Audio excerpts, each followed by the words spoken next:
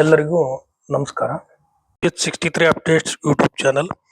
ನಿನ್ನೆ ಮಂಗಳವಾರ ಸಂಕಷ್ಟಹರ ಒಂದು ಗಣಪತಿಗೆ ವಿಶೇಷವಾಗಿ ಆರಾಧಿಸುವ ಅಂಗಾರಕ ಸಂಕಷ್ಟಿ ಇಂದು ಬಾಪೂಜಿ ಸ್ಕೂಲಿನ ಪಕ್ಕದ ವಿನಾಯಕ ದೇವಸ್ಥಾನದಲ್ಲಿ ನಡೆದ ಅಂಗಾರಕ ಸಂಕಷ್ಟಿ ಚತುರ್ಥಿ ಮಾನ್ಯ ಶ್ಯಾಮನೂರು ಶಿವಶಂಕರಪ್ಪನವರಿಂದ ಆರಂಭವಾದ ಈ ದೇವಸ್ಥಾನ ಈಗ ಅವರ ಚಿರಂಜೀವಿ ಎಸ್ ಗಣೇಶ್ರವರ ನೇತೃತ್ವದಲ್ಲಿ ಈ ದೇವಸ್ಥಾನದ ಕಾರ್ಯಗಳು ಅಚ್ಚುಕಟ್ಟಾಗಿ ನಡೆಯುತ್ತಿವೆ.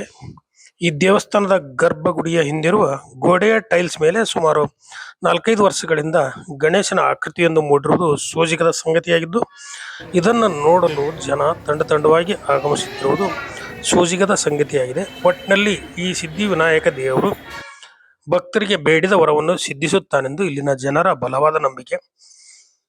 ದೇವಸ್ಥಾನದ ಕಾರ್ಯದರ್ಶಿ ಮಾಜಿ ಕಾರ್ಪೊರೇಟರ್ ಜಿ.ಬಿ. ಲಿಂಗರಾಜ್, ಖಜಾಂಚಿ ವಿ.ಬಿ. ಪಾಟೀಲ್, ನಾಗರಾಜ್, ನಾಗಭೂಷಣ್, ವಿಜಯ ಲಿಂಗರಾಜ್, ಲಾಯರ್ ಬಸವರಾಜಪ್ಪ, ತೇಜು, ಬೇತೂರು ನರೇಂದ್ರ, ಜಿ.ಎಲ್. ಸುಹಾಸ್, ಡಾಕ್ಟರ್ ರವಿ, ಅವಿನಾಶ್, ಮಣಿ ಸರ್ಕಾರ್, ಬಿ. ಗೀತಮ್ಮ, ನಿರ್ಮಲಾ, ಯಶೋದಮ್ಮ, ಸರೋಜಾ ರೆಡ್ಡಿ ಮೊದಲಾದವರು ನಿನ್ನೆ ಕಾರ್ಯಕ್ರಮದಲ್ಲಿ ಇದ್ದರು. ಹಾಗೂ ಆ ದಿನದ ಪ್ರಸಾದ ವ್ಯವಸ್ಥೆಯನ್ನು ಮಧುರಾ ಮತ್ತು ಮಕ್ಕಳು ಕರಬಸಪ್ಪ, ಸದಾಶಿವ ಮೊದಲಾದವರು ಮಾಡಿದ್ರು. ಇಲ್ಲಿನ ಆಡಳಿತ ಮಂಡಳಿ ಇಂದಿನ ಪೂಜಾ ವ್ಯವಸ್ಥೆಯನ್ನು ಅಚ್ಚುಕಟ್ಟಾಗಿ ನಡೆಸಿಕೊಟ್ಟರು.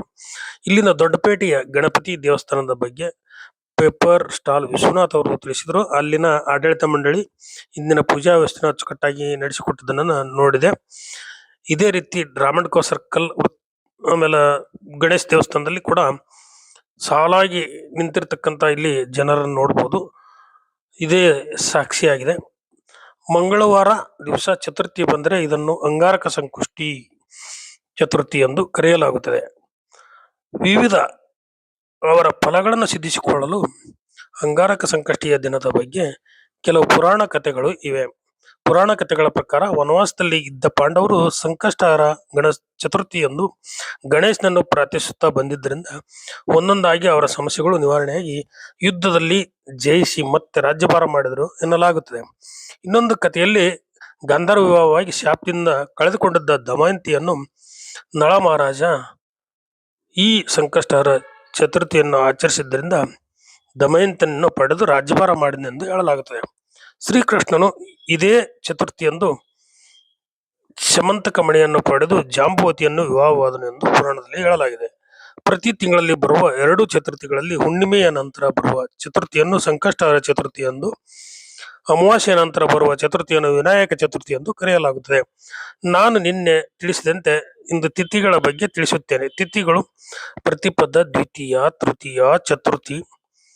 ಈ ಚತುರ್ಥಿ ಅಥವಾ ಚೌತಿ ಅಂತ ಏನು ಕರೀತಾರ, ಇದೇ ದಿವಸ ಸಂಕಷ್ಟಹರ ಒಂದು ವಿನಾಯಕನ ಪೂಜೆಯನ್ನು ಕೂಡ ಮಾಡಲಾಗುತ್ತದೆ. ಪಂಚಮಿ, ಷಷ್ಠಿ, ಸಪ್ತಮಿ, ಅಷ್ಟಮಿ, ನವಮಿ, ದಶಮಿ, ಏಕಾದಶಿ, ದ್ವಾದಶಿ, ತ್ರಯೋದಶಿ, ಚತುರ್ದಶಿ, ಹುಣ್ಣಿಮೆ ಅಥವಾ ಅಮಾವಾಸ್ಯೆ. ಹೀಗೆ 14 ನಂತರ ಹುಣ್ಣಿಮೆ ಅಥವಾ ಅಮಾವಾಸ್ಯೆ ಸೇರಿ ಒಟ್ಟು 15 ಬರುತ್ತವೆ.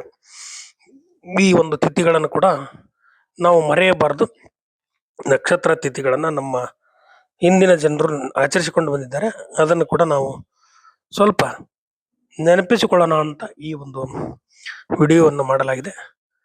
ದಯಮಾಡಿ ನಮ್ಮ ಹಿಂದಿನ ಪರಂಪರೆಯನ್ನು, ಆಚರಣೆಗಳನ್ನು ಉಳಿಸಿಕೊಂಡು ಬರೋಣ, ಬೆಳೆಸಿಕೊಂಡು ಬರೋಣ ಅಂತ ಹೇಳ್ತಾ, ಈ ನನ್ನ ವಿಡಿಯೋ ಇಷ್ಟ ಆದರೆ ದಯವಿಟ್ಟು ಲೈಕ್ ಮಾಡಿ, ಶೇರ್ ಮಾಡಿ ಹಾಗೂ ಕಮೆಂಟ್ ಮಾಡೋದ್ರ ಮೂಲಕ ಪ್ರೋತ್ಸಾಹ ನೀಡಿ. ಧನ್ಯವಾದಗಳು. ನಮಸ್ಕಾರ. ಇದು ನಿಮ್ಮ GBS 63 ಅಪ್ಡೇಟ್ಸ್ ಯೂಟ್ಯೂಬ್ ಚಾನಲ್. ದಯಮಾಡಿ ಸಬ್ಸ್ಕ್ರೈಬ್, ಶೇರ್, ಲೈಕ್ ಎಂದು ಕಮೆಂಟ್ ಮಾಡಿ. ಧನ್ಯವಾದಗಳು. ಮತ್ತೊಮ್ಮೆ ತಮಗೆ 2026 ಎಲ್ಲರಿಗೂ ಶುಭವನ್ನು ತರಲಿ, ಸಂಪತ್ತನ್ನು ತರಲಿ, ಸಮೃದ್ಧಿಯನ್ನು ತರಲಿ. ದೇವರು ತಮಗೆಲ್ಲ ಆಯುರ ಆರೋಗ್ಯ ಭಾಗ್ಯವನ್ನು ನೀಡಲಿ ಅಂತ ಹೇಳ್ತಾ, ನಾನು ಮಾಡಿರ್ತಕ್ಕಂಥ ಈ ವಿಡಿಯೋವನ್ನು ಎಲ್ಲರೂ ಲೈಕ್ ಮಾಡಿರಿ, ಶೇರ್ ಮಾಡಿ ಹಾಗೂ ಇದನ್ನು ಸಾಧ್ಯವಾದಷ್ಟು ತಮ್ಮ ಒಂದು ಅನಿಸಿಕೆ, ಅಭಿಪ್ರಾಯಗಳನ್ನು ಹೇಳೋದ್ರ ಮೂಲಕ ನಮ್ಮ ಚಾನಲನ್ನು ಬೆಳೆಸ್ರಿ. ನಮ್ಮ ಚಾನಲ್ನ ಹೆಸರು GBS 63 ಅಪ್ಡೇಟ್ಸ್ ಯೂಟ್ಯೂಬ್ ಚಾನಲ್. ದಯಮಾಡಿ ನಮ್ಮ ಚಾನಲನ್ನು ಬೆಳೆಸೋದ್ರ ಮೂಲಕ ನನ್ನಲ್ಲಿರ್ತಕ್ಕಂಥ ವಿಚಾರಗಳನ್ನ ತಾವು ತಿಳಿದುಕೊಳ್ಳಿ ಅಂತ ಹೇಳ್ತಾ, ಎಲ್ಲರಿಗೂ ಹೃದಯಪೂರ್ವಕವಾಗಿರ್ತಕ್ಕಂತಹ ಧನ್ಯವಾದಗಳು.